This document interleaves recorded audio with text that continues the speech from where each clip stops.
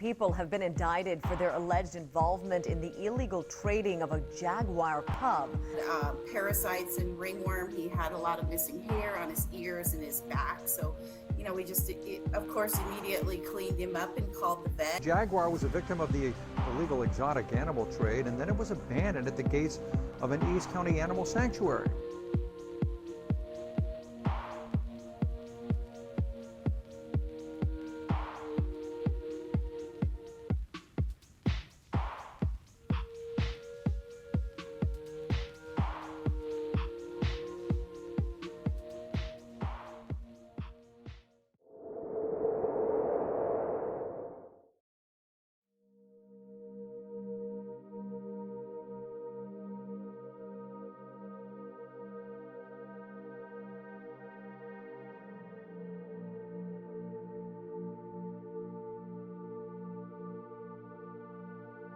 So one morning about 6 o'clock in the morning, we were outside with the contractors building our now finished venue area.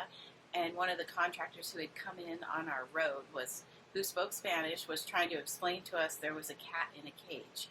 And when Mark drove down the road to go get supplies, he noticed him and called me, immediately need to get down here to the gate. So of course I went down there and looked, and then went and grabbed a truck so we could pick up the cage and bring him around where we could get him up to one of the buildings where we could give him a bath and try to clean him up and get him into a cage, and then call the authorities and tell them what had happened.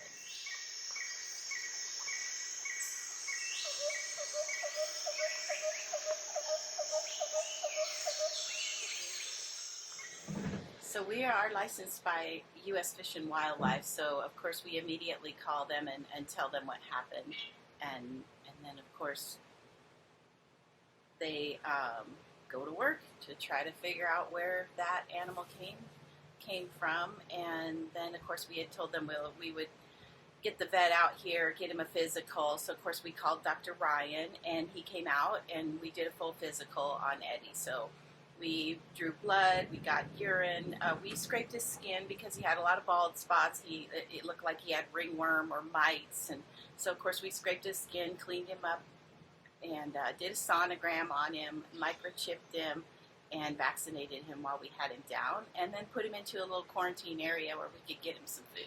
So once Eddie was dropped off here and U.S. Fish and Wildlife was contacted, he immediately became a federal case. So a lot of times you'll notice we'll be out on a rescue, and we'll tell you we're out on a rescue, but we're not really telling you, why, or it takes a while. So cases like this take a long time, and we're not allowed to talk about the case, so we don't blow the case for the authorities, and we don't say anything they don't want us to say. He's super playful, and he is now living in a temporary habitat, and we are redoing one of our existing habitats specifically for him. So we're still raising some donations to get his lifetime home, and we're just building, Jaguars love to be up high, and he's super playful. So we're making sure he has lots of swinging toys, lots of trees to climb on, lots of high places to go and hide places to hang out where he can watch everybody walk by, a pond to jump and swim because he's in the water like half the day. He just loves water. And of course a safety bedroom and a transfer cage. So we're working on getting him that, and we're hoping to have all of this done in about 2 months. Eddie's food will cost about $15,000 a year. Right now he's eating about 4 pounds a day of raw meat and just different kinds, chicken, beef, rabbit. We're getting him some whole rabbits. He pretty much likes to eat everything. He's not a picky eater, and he's been conditioned to jump in his transfer cage so we can get him up to the vet office whenever we need, or evacuate him for a fire. He's super playful, and so about $15,000 a year for food, and then plus his basic vaccines, microchip, vet care if he needs it. That's always super expensive, about $1,200 every time we have to do a physical or knock him down to work on him. And then of course surgery and things like that are super expensive, so we hope he's healthy and we don't have to do surgeries. So it can vary on the cost. So although Eddie was just dumped off by these people, we're super grateful that they dumped him off, because most of the animals that are sold by these breeders and bounced around for the photo opportunities like this, most of them are killed, put down. they disappear or they're sold back into the trade. So that's why it's super important to never get your photo taken with an exotic animal these days, because there is no legitimate organization in the United States that you can have a photo opportunity with a baby animal.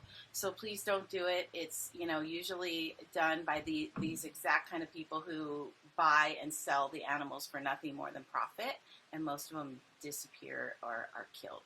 So Eddie's super lucky to get to live out his life here at Lions, Tigers, and Bears with us.